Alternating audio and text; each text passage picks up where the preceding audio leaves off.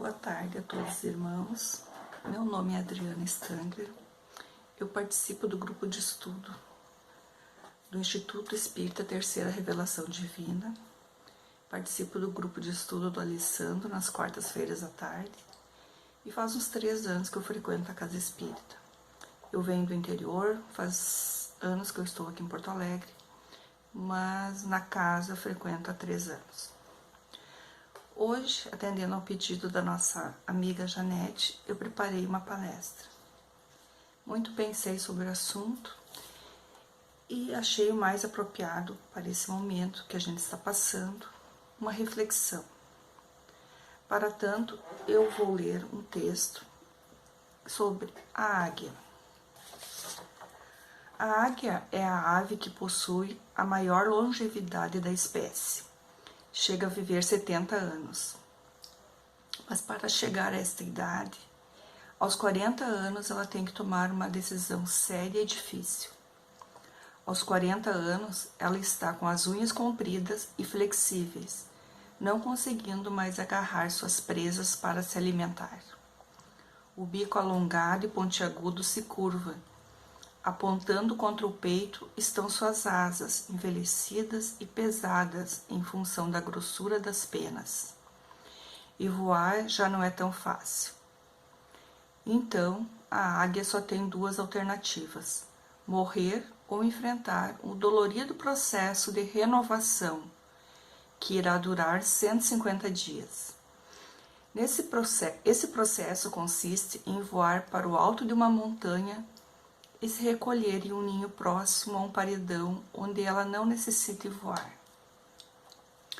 Encontrado esse lugar, a águia começa a bater com o bico em uma parede até conseguir arrancá-lo. Após arrancá-lo, espera nascer um novo bico, com o qual depois vai arrancar as unhas. Quando as novas unhas começam a nascer, ela passa a arrancar as velhas penas. E após 5 meses sai para o famoso voo de renovação e para viver então mais 30 anos. Será que a águia não tem nada a ensinar aos homens? Acho que sim, né? Hoje nós vamos tratar sobre a reforma íntima. Quando falamos em evolução espiritual, é necessário falar em reforma íntima. É um processo no qual nós nos direcionamos a buscar mais sobre nós mesmos, a nos conhecermos e a olharmos para dentro. Na obra Educação dos Sentimentos, Jason de Camargo refere que, é neste livro aqui, a frase "conhece-te a ti mesmo" foi colocada no templo de Apolo, em Delfos, e varou os séculos com a finalidade de alertar os homens para a necessidade do autoconhecimento. Os filósofos gregos acreditavam que o objetivo mais elevado do ser humano era conhecer a si próprio. Os estudos de quem sou eu, de onde vim, para onde eu irei, eram levados tão a sério que Sócrates, o pai da filosofia grega, permanecia em recolhimento interior por horas seguidas na busca do autoconhecimento. Essas questões filosóficas até hoje, elas tumultuam a vida das pessoas na nossa sociedade. Essa frase foi utilizada também por Santo Agostinho ao responder à questão 919 do Livro dos Espíritos.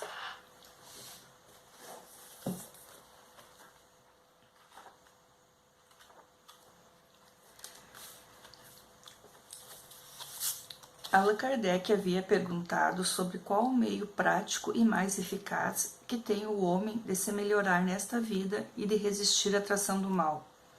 A resposta veio concisa e eloquente. Um sábio da antiguidade vô-lo disse: conhece-te a ti mesmo. Observemos que o meio prático para o homem se melhorar e resistir ao mal é o autoconhecimento, isto é, ele se conhecer profundamente, saber quem ele é e quais suas obrigações consigo mesmo e com a sociedade que elabora. Ele necessita estudar mais para saber a respeito de suas emoções e sentimentos, a respeito do seu psiquismo e de como realizar as transformações necessárias na sua vida. E Jason acrescenta nessa mesma obra o seguinte: a maldade e o sofrimento do homem é apenas a consequência do desconhecimento das leis que regem toda a estrutura individual e coletiva da humanidade. Nós encontramos alguns entraves na busca dessa nossa reforma íntima. Vou citar alguns. Culpar os outros por tudo que nos acontece. Por vezes a gente não se dá conta, ou o nosso egoísmo, o nosso orgulho não permite admitir que estamos errados, ou que fizemos a escolha errada. O segundo item é o vitimismo. Por vezes também a gente se coloca no lugar de vítima. Na busca da nossa evolução espiritual, devemos compreender que somos co-criadores da nossa própria existência. Assim, somos também responsáveis por aquilo que passamos. Ou seja, é a lei de causa e efeito. Outro item que também é um entrave é o julgamento. Todo mundo julga, em alguns momentos mais, outros menos. Mesmo dentro da seara espírita, dentro do trabalho, dentro da família, por vezes deixamos de respeitar o tempo do outro, o tempo que ele necessita por despertar, o tempo que ele necessita para evoluir. Isso depende de cada um de nós, depende da bagagem de cada um de nós. Outro item também que é um entrave à nossa reforma íntima é a passividade. Por vezes, ter calma, ter equilíbrio, tranquilidade são objetivos para a nossa evolução espiritual. Mas a gente não deve se omitir e apagar a nossa individualidade, pois a passividade pode ser, por vezes, que pessoas faltem com respeito. Quando a gente retorna do plano espiritual para mais uma jornada no corpo material, temos várias tarefas já acordadas previamente na espiritualidade, antes mesmo da nossa reencarnação. Uma delas é justamente curarmos as nossas enfermidades. Por isso, contamos com alguns aliados importantes nesse processo. As pessoas às quais nos relacionamos no decorrer da vida, familiares, profissionais, na sociedade. E também as situações que por vezes passamos ao longo da vida, que muitas vezes servem de gatilhos para fazer aflorar em nós aquilo que viemos para curar. Na obra Espiritualidade nas Relações, esta obra aqui, um dos autores, Gabriel Salum, escreve sobre a interface, relacionamento e espiritualidade. Daí ele diz: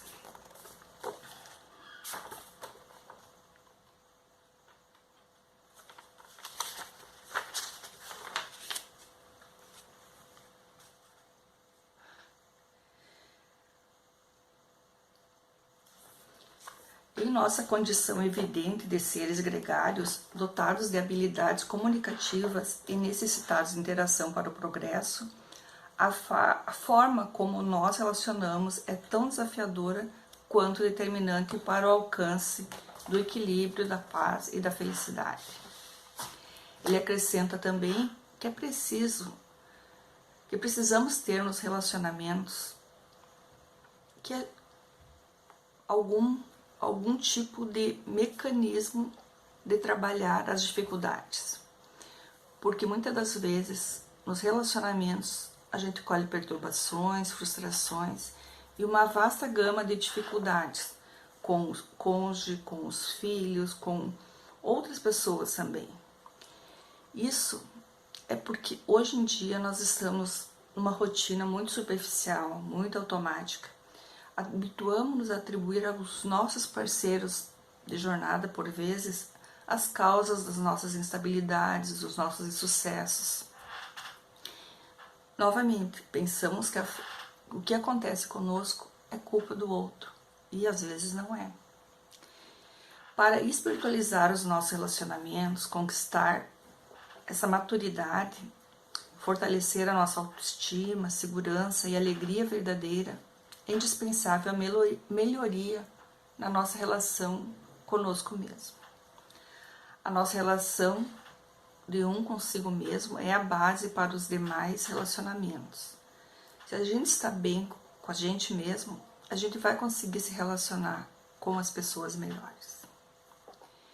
O mecanismo essencial permitido por Deus no processo ao progresso da criatura humana é a liberdade de agir. Muitas vezes a gente fala também sobre a questão do livre-arbítrio. A gente tem a liberdade de escolher. E, inevitavelmente, conectada com o viés dinâmico da nossa vida,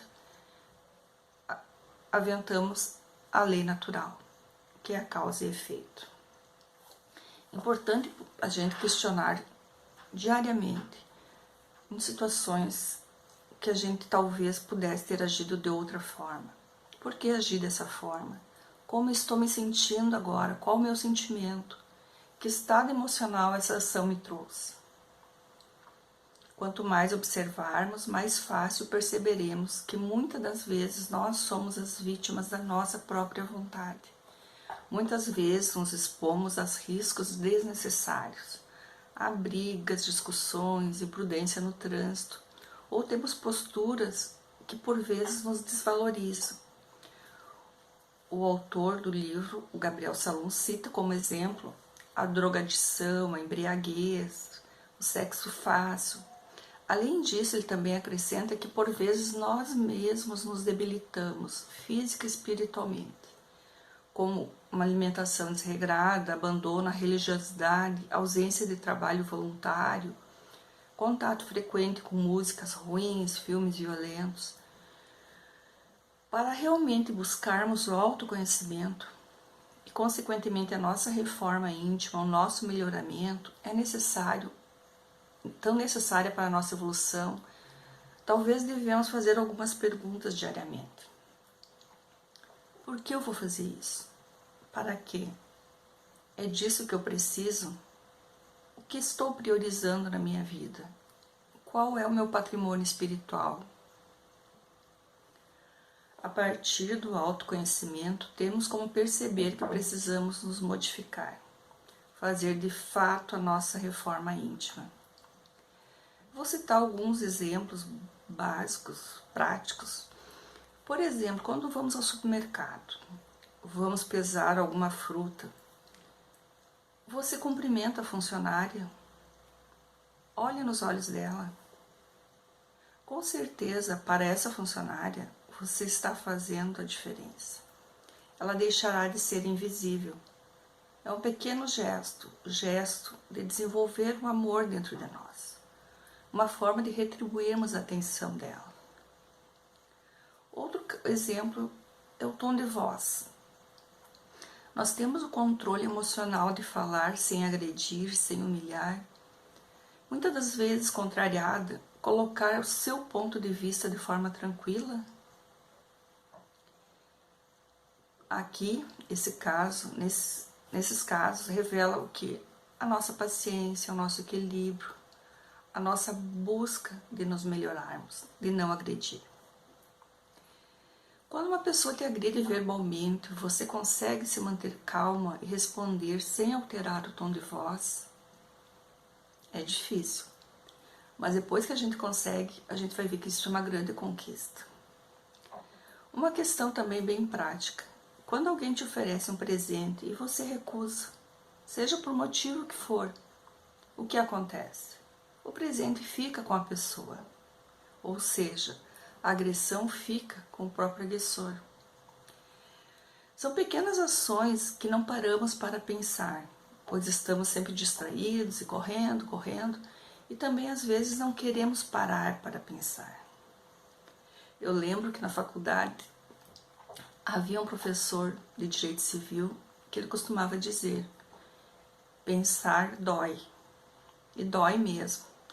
Tem vezes que a gente tem essa plena noção que dói, porque nos faz movimentar, nos faz sair do nosso comodismo, né? Um ponto também que eu acredito que é fundamental na busca da nossa reforma íntima é desenvolvermos a empatia. O que é empatia? É nos colocarmos no lugar do outro, mas quando nos colocarmos de forma sincera no lugar do outro. É uma tarefa, por vezes, também difícil, mas a gente pode ir desenvolvendo aos poucos, a cada dia, conforme vai se apresentando. Com o passar do tempo, vamos nos modificando dia a dia. Por vezes, as pessoas que estão próximas de nós acabam por reconhecer que estamos diferentes, que o nosso comportamento mudou, que estamos melhores. E por vezes nós mesmos constatamos isso. E isso é muito legal quando a gente consegue constatar que venceu uma grande dificuldade, que a gente evoluiu. Isso é muito bom. A reforma íntima não dá saltos.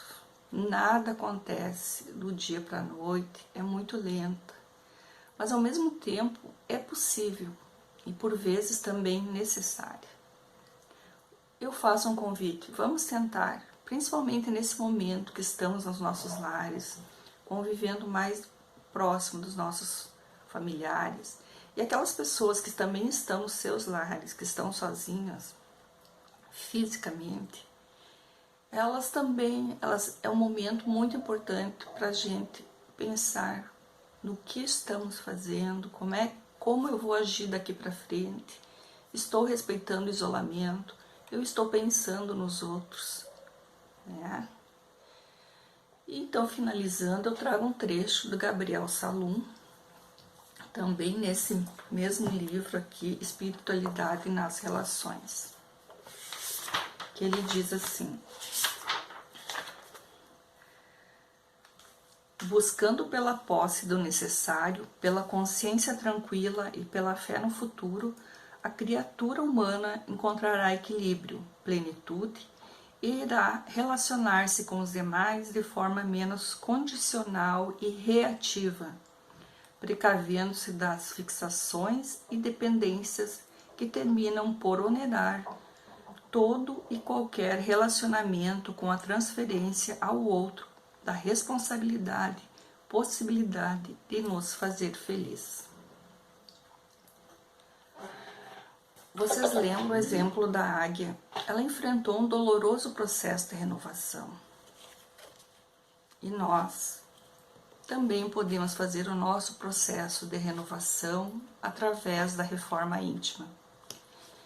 Finalizando, vale lembrar de Santo Agostinho, que diz: fazei o que eu fazia quando vivi na terra, ao fim do dia, interrogava a minha consciência. Sigamos os seus exemplos, vamos nos observar e ver o que cada um de nós precisa mudar, precisa reformar. Vamos aproveitar de forma positiva esse isolamento social e pensar como podemos fazer a nossa reforma íntima. Vamos fazer a nossa parte, cuidando de nós e de todos. Que a luz do Mestre Jesus ilumine todos os lares e assista todas aquelas pessoas que estão passando por necessidades, seja de ordem material ou espiritual, ou material e espiritual.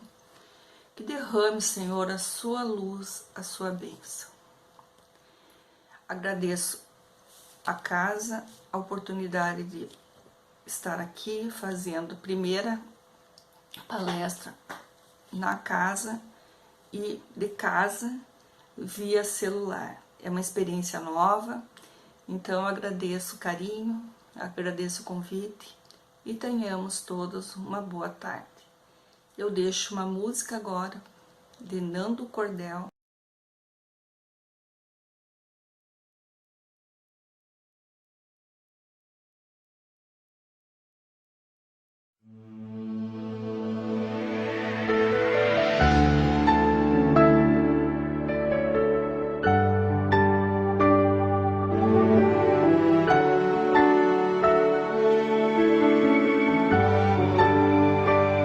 A paz do mundo